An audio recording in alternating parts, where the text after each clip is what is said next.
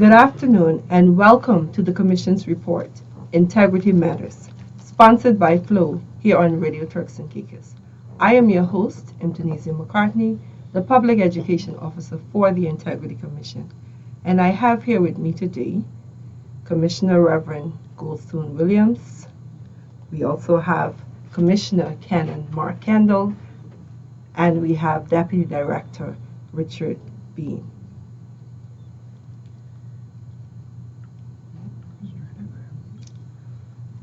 I wish to thank Flow and Radio Turks and Caicos for this important collaboration, and I welcome each and every one of you, our guests, be it locally, regionally, and internationally. Wherever you are from, welcome to Integrity Matters. I wish to also invite you to call up a friend, a family member, invite someone who needs to be informed about the Integrity Commission. I also welcome you to visit our website at www.integritycommission.tc. Our aim is to give each of you a better understanding about the Integrity Commission. Today is our final show where we'll be diving into some important, just as important as the other shows, information with regards to Integrity Commission. We've been in existence since May of 2010, so it's about 12 years. What would you consider as the achievements of the Integrity Commission thus far? Thanks for the invitation, Imtunisia. I'm Mark Kendall. I'm the Anglican priest in Grand Turk. I've been a priest for 30 years. I've been a commissioner for 6. Thanks for your question. Even prior to 2010, we are very happy that we have a very good legislation. It's very comprehensive and it's very progressive, and it is a model for the rest of the Caribbean. As a matter of fact, Barbados, the Bahamas, and perhaps another jurisdiction, they're looking and examining our jurisdiction and our legislation to model theirs after. So even before the commission was in existence, we were very happy that we had a very good legislation. And I can say that since 2010, our commission has been constituted, even though sometimes we were not fully co-rated, we were constituted and functioning. And just to make a comparison with the rest of the region, I happen to sit as the chairperson of the Caribbean Association, so I'm well aware that some associations have not been functioning. There is a legislation, but they have not been fully constituted, so they can't function. Right now, there are 2 jurisdictions in our association that are not functioning for the lack of commissioners. I can also say that over the period of time, there's been greater public awareness about the work of the Integrity Commission. There is very good compliance with regard to declarations. People in public life have to make declarations every 2 years.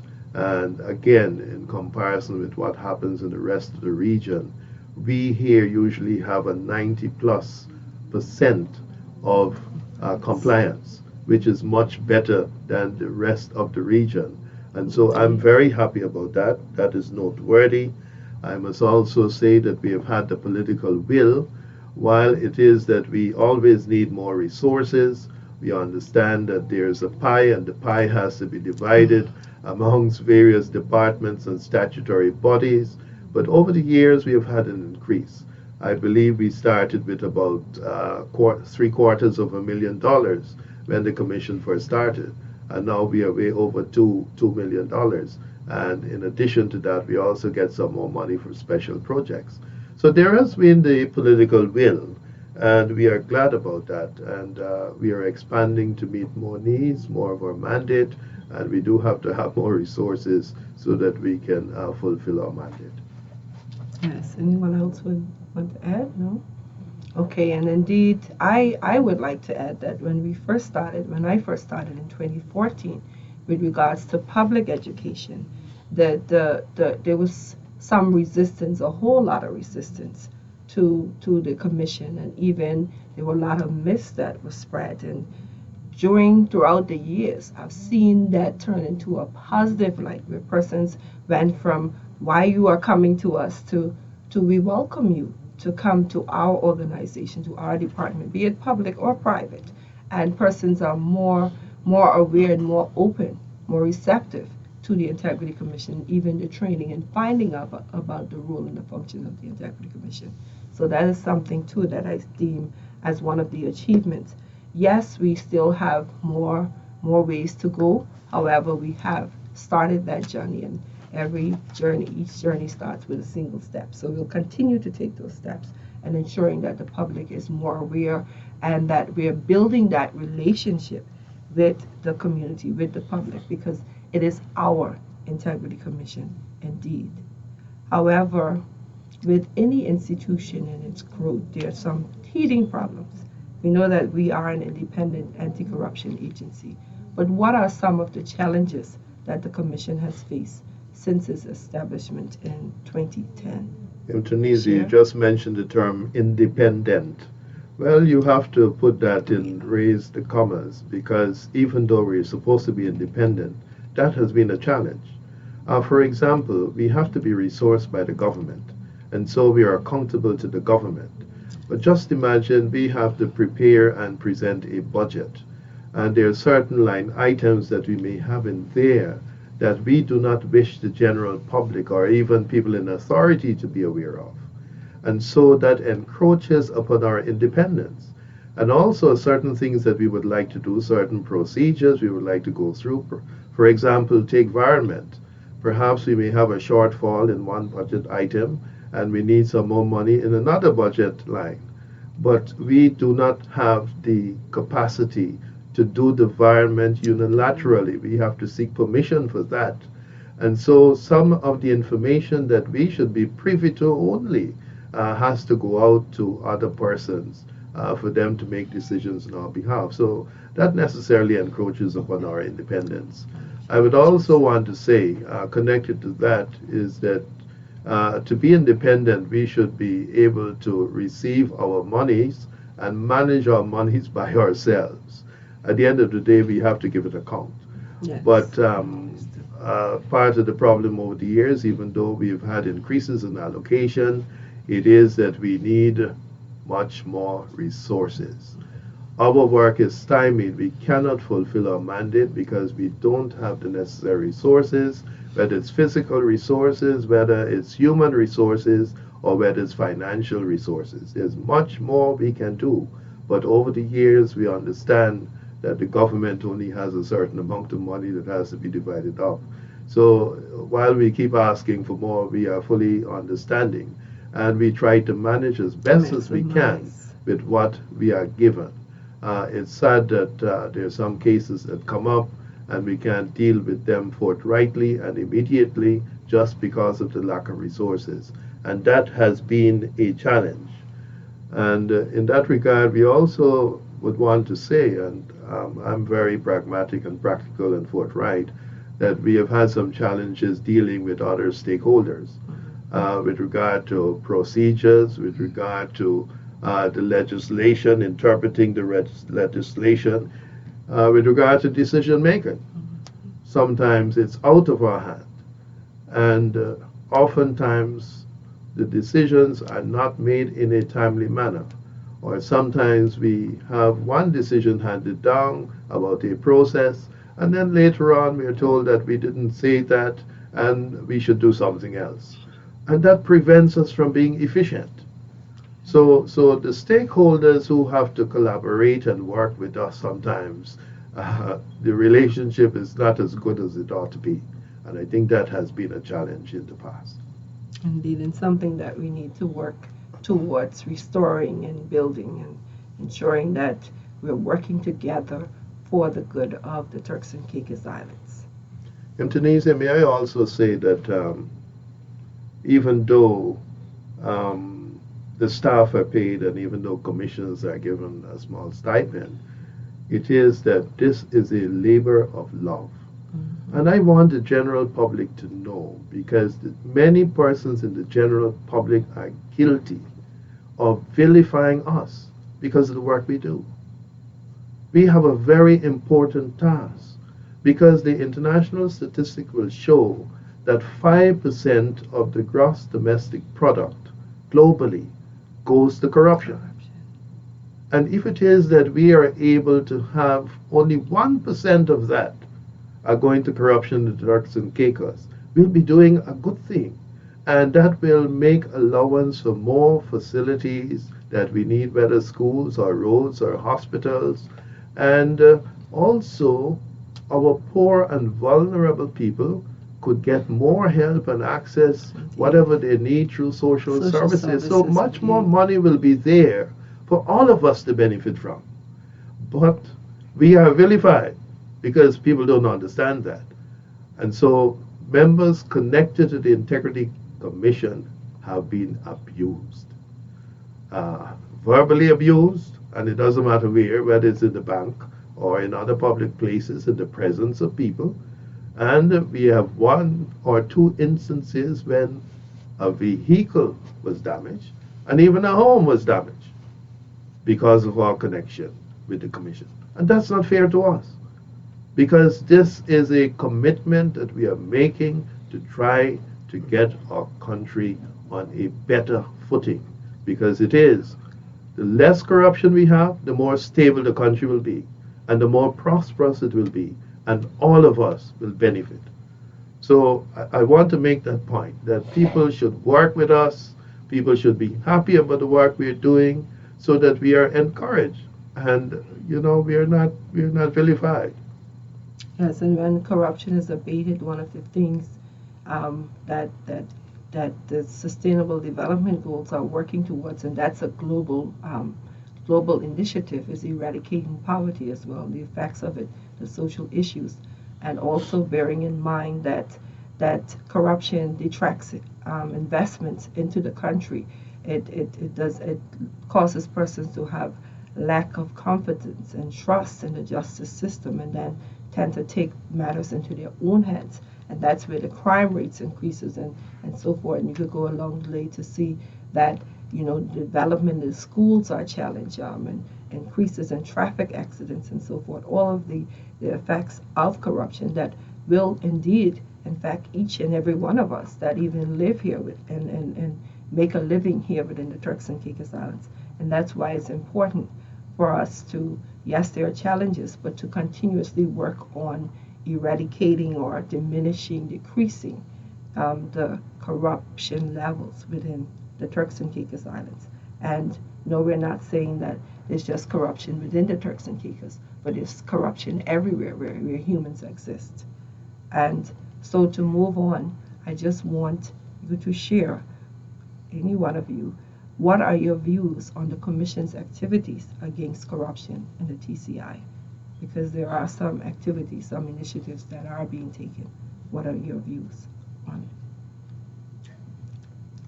I think that the Commission, through trial and error, we have evolved into using various processes in dealing with matters that come before us. And a lot of stuff the public would not know of, purely because of the nature of what we've been doing. They would not know what we were looking into. They would not know what the result was. Those, however, who were affected know what the results have been. At times, it is not what they expected it to be or what they would like. At other times, they're extremely pleased with the results. And that's just life.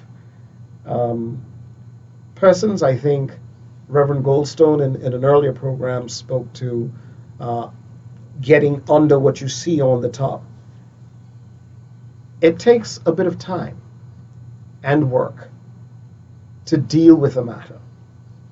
The general public sometimes says, I did that 3 months ago, I haven't heard anything. And it will take time. It's not a television show. It's not an hour program. What we do is real, clear and present dangers in many instances, and it requires the work being done properly. And in reality, that takes time. Um, we are pleased with the progress we have made on matters that we've looked into. We're not pleased if we didn't get the result that we thought we should have. We dissect that, and it is nothing more than an opportunity to learn. It's not a failure, it's a learning process.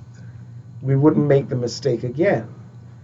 And the people of the Turks and Caicos need to understand that, because all of us, our lives are continuous learning processes. So the Commission tries its best, and as Canon spoke to some things, the section of the ordinance says, Commission does things in the best interests of the people of this country at all times. And we're always held accountable. We're audited every year. We do our reports, et cetera, et cetera. So, yeah, there are challenges. Yeah, there are challenges. We understand that. We just make the lemonade with the lemons that we get. And we keep working at it. But we must understand, Lisa, that in everything we do in business as well, there's what you call growing pains. Yes. Okay? We will have that growing pain when people didn't seem to understand us, and then they would criticize us. One of the big things, and that's why we have been so many times not getting as fast as we want to, because there are persons who believe that the only purpose of the Integrity Commission, all you got to do is mention that word Integrity Commission, and that seemed to create a bad taste. And the only purpose of the Integrity Commission, they believe, is to catch a small man and put him in jail and to stop him from living, when that's not true. If people will only understand the true purpose of the Integrity Commission, they will run to it, pick it up, and get it to the place where it wants to go. Because at the end of the day, this is going to make the Turks and Caicos a better place for all of us, not only here, but abroad. Yes, and you seem to preempted my next question. I've heard the listeners. Denise, if I may interject before you go on to the next Okay. question. I believe that usually the Integrity Commission has a negative, the general public have a negative view, thinking that we're not very effective. The Deputy Director has already alluded to the fact that there are many things that are going on that are not known to the public, and necessarily because of the nature of the job. The public perception is still that there's a lot of corruption, and the people want empirical evidence. As far as they're concerned, if we lock up 10 people a month, well, we're doing well. If they don't hear about us locking up people, they figure, well, we're not doing anything. But let's put that aside. If you want empirical evidence, can you measure the effect of the public education program? How do we measure that? The fact is that has been very effective. Dealing with the children, dealing with the schools, or debating competitions, our singing competitions, all that we have been doing, speaking to members of parliament, speaking to public officers, that is very, very important, and that has been very, very effective. When you have a forum and you invite members of parliament, and you have above 75% of the members of parliament there, that is a very good outcome. But like I'm saying, people want you to lock up people, and that's the way by which they measure the work of the Commission. But that's not all that we do. Public education has been a major part of the three things that we do: public education, investigations and enforcement, and compliance. Yes, and indeed, the people are the ones who are owners of the Integrity Commission ordinance law. As you said, this is our Integrity Commission, because you are the ones, we are the ones who are to carry out this mandate in ensuring that public resources, that persons who offer themselves in service, that they are committed to serving the people of the Turks and Caicos with integrity, honesty, and good faith in public life. And so we all have a role to play. And as I started with, we've heard your questions, your comments, your feedback, And so this question is for you. The perception is that senior persons in government are not being held accountable and that the commission is only looking at the lower lying fruit. What is the commission's response to this? The response is simple: reporting, reporting, reporting. Every public servant has an obligation to report. And you can do so. We have made the facility where you can do so anonymously. Because many people are fearful that they will be victimized if their names are mentioned, but you can do so anonymously. And one cannot say that certain things are happening with regard to senior persons without making a report. You can't take it for granted that everybody knows and the Integrity Commission knows. Yes. And even if it may be in a WhatsApp or in social media, the Integrity Commission may add that to its intelligence, but at the same time, somebody needs to step forward, write a little letter, or to make a report, anonymous report, to say, well, this is what is happening. I have the evidence. Please investigate this. If you don't report and you just gossip and you talk out on the streets, then what can we do? What can we do? You are not doing your job as a citizen of this country or as a public servant who is aware of what's going on if you don't come and tell us. Report it formally. Yes. And nobody is above the law. Nobody is above the law. When reports come about senior persons or junior persons, all those reports are accepted and they're looked at, and decisions are made as to what will happen with those reports. So it's not that a report comes about a senior person and we just hide it under the rug. That doesn't happen. And I can speak for enforcement and investigations because I'm well aware that they deal with matters that involve very senior persons. And so you heard it again and again and again. Report anonymously. Go to our website and report anonymously. And you started talking about victimization, and that's one of the other perceptions, that victimization is real here in the Turks and Caicos Islands. What would you say to such persons that feel this way? Well, I think that's a reality. Again, I will say report. People may be victimized, and because they're victimized, they don't want to say anything. They remain quiet and they suffer. But that would do no good if you don't report it. And we as the Integrity Commission, we deal with those kinds of situations that occur within the public service, and persons who feel that they're victimized or they have evidence that they're victimized need to make reports.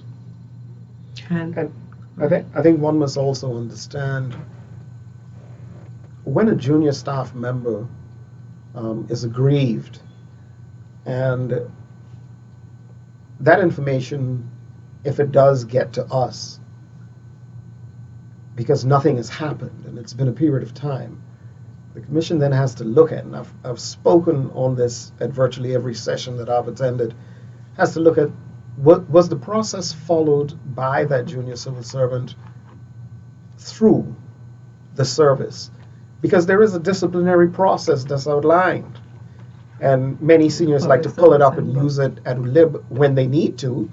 So if this is happening to a junior staff member, the challenge for the commission, or the work for the commission now, is not only addressing the issue of that individual, it's addressing why there has been continuous failures at the various levels to address the matter. So it's an even bigger issue we're looking at. The continuous failure of various levels of trained professional staff in not addressing a situation. And you know it happens, we know it happens. But do come to us. We'll get the resources, we will deal with what needs to be dealt with the way it should be dealt with. The commissioners have a lot on their shoulders, and we're taking certain steps in how we deal with matters that we will be sending through for discipline. Those who have to make those decisions have to shoulder their portion of the responsibility. It's as simple as that. But do report. do report. We will do all that we can do once we have information and we could go. Bear in mind, we only have a staff of 4 investigative persons, hopefully growing to 6 or 7 by in another month or 2. And we have on hand 15 active matters, several multi-million-dollar matters. When we have to divert resources to looking into a lot of the other matters that come to us, that when we look at them, they should have been addressed by the system, it makes us wonder exactly, why this is happening. But like I said, we're humans and we sometimes make choices that aren't the best. So we have to scrutinize many things as the commission when something comes to us and we begin to look into it. It takes manpower and time to look into the matter to begin with, to see if anything is there. And we have to prioritize, understandably, where we will channel that level of resource into certain matters. Until we reach the point where we don't have to really prioritize in that way, we'll go one day at a time, dealing with the more substantive matters that are high risk to the TCI. But it's not that we've forgotten what else is happening, because if you have 20 small persons, you want to call them, the small low-lying fruit, that are aggrieved, that's a lot of people who are upset when they go home to their families. It has to be dealt with, and we intend to deal with it. Yes, we come back to the point about the lack of resources in Tunisia. At the present time, we have a limited amount of investigators, and the Deputy Director has alluded to the fact that we have to prioritize, and we prioritize in such a way that we have to give immediate attention to those matters that affect national security. Mm-hmm. And so there may be some other matters that have to do with what's happening in the department, which we cannot give immediate attention to. But it's not to say that that matter is disregarded and it's never looked at. And just for example, if we only have 4 investigators and we have 15 cases, that's an overload for 4 investigators. We can do now, right now, with 15 investigators to deal with the workload that we have and to get these cases concluded in short order. But we just don't have the resources. So sometimes it's difficult because you have to prioritize. And you know that somebody is so aggrieved and they come in and they make a report, but you just don't have the resources to deal with that right away. But it's always there. The intelligence is there, the file is there. We're not throwing that in the garbage, and we're not concluding that report or that case. But the time will come then we will look at it. And this is why sometimes it takes a while. Yeah, so listeners, be assured, in particular those who might and until we reach that place in Tunisia where we get beyond that culture of passing the buck. Okay, I found that so, because I've been on the Public Service Commission 2 different times, and I know that's the way it is. This one is afraid to say anything, and then they're saying that it's with the commission, Public Service Commission, when nothing is being done. Okay? I recall one time the governor had to write to the Public Service Commission and say, I want you to deal with this. Public Service Commission was not even aware of what was going on, but you hear it around the street, simply because the person in there was afraid to deal with the matter. And until we can do that and understand nobody's there to get anybody, we are here to make this place a better place, to help each other. That will be our problem. We'll always be in the stranglehold. Okay? Indeed, and I would like to add to encourage persons to read up and know their rights, know the laws of the Turks and Caicos Islands. And thank you guys so much so far. We do have to take a short break where we hear from our sponsors. I am Mtunisia McCartney, the host of Integrity Matters, and we're going to take a short break and be right back. Let's get this party started.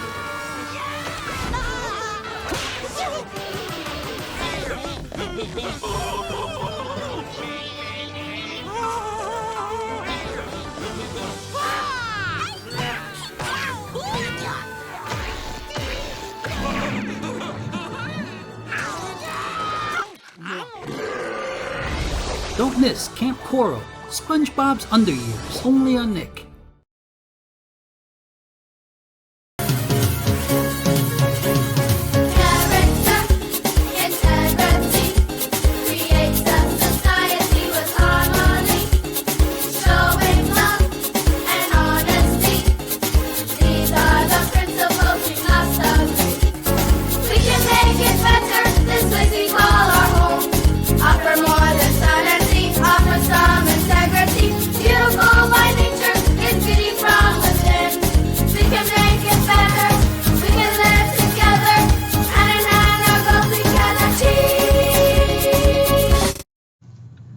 Welcome back to Integrity Matters. You've just heard the song, We Can Make It Better. We can make it better, TCI, if we work together. That indeed was the winning song for our Inter-Primary Integrity Song Competition back in 2016. This is the Commission's report, Integrity Matters. I'm your host, Imtunisia McCartney, and I'm here with Reverend Goldstone Williams, Commissioner Canon Mark Kendall, as well as the Deputy Director for the Integrity Commission, Richard Bean. We've just talked a lot about the challenges within the Integrity Commission, the activities that we do, and how we value you, each citizen, each resident within the Turks and Caicos Islands, and the role that you play in helping to eradicate and combat corruption.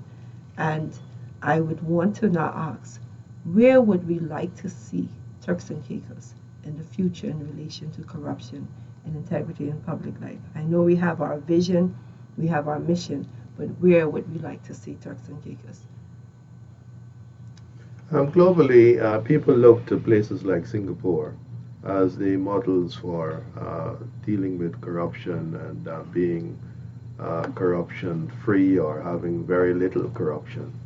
And I would want to see the Turks and Caicos Islands standing head and shoulders above other jurisdictions in this region. I would like us to be the leader in this region to show others how it is done. I believe that we are on the right track, that in terms of corruption, we are going to mitigate what's happening right now, and corruption will be less as we go forward. I think things will be better in this country. We ask that we have more resources to fulfill our mandate. For example, we have a bribery ordinance, but we need to effect that ordinance, but we don't have the resources to do that at the moment. And like I've already said, we need more resources so we can have more staff, and much more can be done. But I see the future as being very bright. And I think for us in the Turks and Caicos Islands, like you're saying, you know, we are looking to the TCI to be the gold standard with regard to fighting corruption in the Caribbean. Indeed.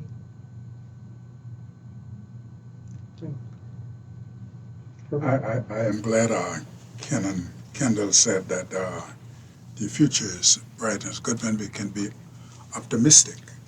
I was listening to an African professor talking about corruption, and he said within I think 20 years from now, 10 to 20 years from now, most of those African countries will be recolonialized,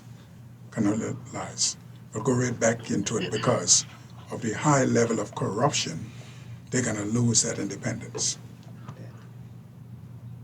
And that's not good. In Tunisia, I would also like to say that as we go forward, we need to collaborate and work together even more. Indeed. And it has to start in the home. And we have other stakeholders that we probably wouldn't focus on, but it's embarrassing to me as a clergy person that at some forums I attend, people make the remark that the majority of those persons who are caught in corruption, they are charged, they are people who are actively involved in the church. And they wonder why it is. These are people who are supposed to be Christian who are so corrupt. So the church necessarily has to be involved in this. The schools have to be involved in this. This is a cradle to grave effort, not only a little statutory body trying to fight corruption. All of us need to be stakeholders, the entire society.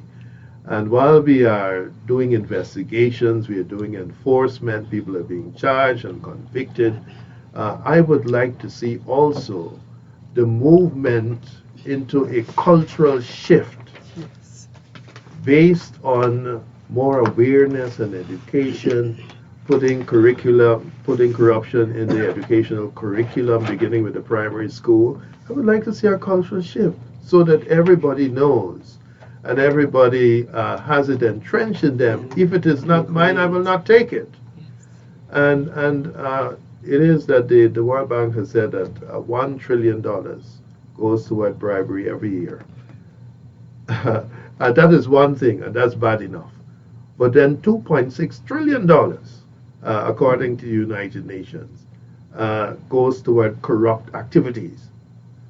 Now, if we in the Turks and Caicos Islands can work together at every level, in the home, in the schools, in the churches, and in the statutory bodies and government, then we have a bright future. And I believe we are a small country, it can be done. Because believe it or not, we are so small that everybody knows what's going on. If you think that you alone are involved in corruption and nobody else knows, I think that you are very foolish in thinking that. People know what is going on. And they just need to report. They need to inspire and encourage people to do the right thing. And I, as a priest, I can say that I can start making sure that that happens in the church. Amen. Richard? There's a saying that nothing will change unless we, you, me, everyone, unless we're prepared to shoulder the responsibility that rests with each of us. You know, we spent a bit of time talking about persons being afraid to speak, and one of the things is it says to be unable to speak your thoughts freely is slavery. Our forefathers were slaves. They couldn't say what they wanted to. We have put in place an anonymous feature that you could speak. Please, because once you've been educated, which virtually every Turks and Caicos Islander is, once you've been educated, I, the Commission, your parents, your friends, we should expect critical thinking from every single Turks and Caicos Islander, and more importantly, those that come to live amongst us. I would hope we're bringing in educated people. You should not be afraid to speak. We do know what happens. Therefore, you can do it how? Anonymously. We encourage you to bear this in mind. Even though we have our issues, there are those who live amongst us, who've come to live with us, who will tell us this place is heavenly compared to where they are from. And I'm talking about our immediate neighbors in the Bahamas, the Dominican Republic, Haiti, Jamaica, etc., etc. They will tell you, you don't have a problem here. It could be rephrased. The problem you have here is insignificant compared to what we face where we are from. But for us as Turks and Caicos Islanders, it is a problem that we should not allow to exist, and we should most definitively not allow to get larger. Thus, we have work to do. The responsibility rests with all of us. I've continuously said that. Canon has come and said that. Everyone has said that. And in going forward, I think once we understand that, and we take it on board and not pay lip service, as we're so good at doing, through every department, through private, lip service rules the day in many countries and here. Let's cut that out. Bear your portion of the responsibility. Let's work on making Turks and Caicos what we talk about, beautiful by nature, corruption-free by choice, crime-free by choice. We hear what's happening in our communities. We know there are issues. Let's deal with them. We can do it if we work together, as the song says. Yes. So just bear that in mind. And we always seek to the higher authority over us that they guide and protect us and show us the right way. And I think the commission is probably one of the beacons saying, this is what we should do, and we will be all right. We must take it on board and create that mantra going forward. So yes, Turks and Caicos, we can make it better if we work together, collectively, individually, if we all do our part, if we all hold each other accountable first, and then those who's offered themselves in service to us, to the Turks and Caicos people, to the Turks and Caicos government, then we definitely can be not just beautiful by nature, but corruption-free by choice. And so I want to thank Commissioner Arvin Goldstone Williams, thank Commissioner Cannon Mark Kendall, thank you, Richard, very much for sharing with our listeners. And I do want to just, any final words from any of you as we exit our final show on Integrity Matters to share with our listeners. Well, in Tunisia, I want to reiterate that the Turks and Caicos Islands is a family. We are a family. Doesn't matter who we are and where we live, where we come from, we are a family. And we know the vision and the mission of the Integrity Commission. And I would like to say, the more integrity there is, the more honesty there is, the more faith there is in private and public life, the better it would be for all of us as a family. I'd say you should make the choice and take the chance to talk to us, engage us, because in doing so, that's the way we can really change things. Your choice to take a chance to engage us can lead to significant change. Don't ever underestimate the power of your individual voice to us. Reach out and contact us. If we have a vision broad enough to encompass the globe, but don't have any integrity, our mission would not be productive. So in order to have a seemingly productive mission, then, we would have to start manipulating. And whenever we start manipulating, we are sowing seed for corruption. So integrity is number one, important. Amen. Thank you, Flo, once again. Thanks to RTC. Thank you, each and every one of our listeners out there, for listening and joining the Commission's report, Integrity Matters. If you would like to learn more about the Integrity Commission, I invite you to visit our website at www.integritycommission.tc, to call us at 941-7847 in Provo, 946-1941 in Grand Turk.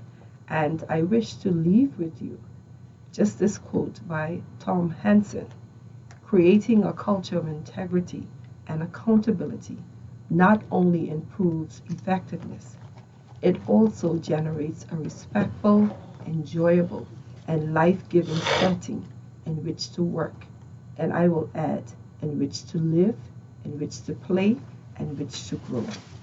I am Antonesia McCartney, the Public Education Officer for the Integrity Commission.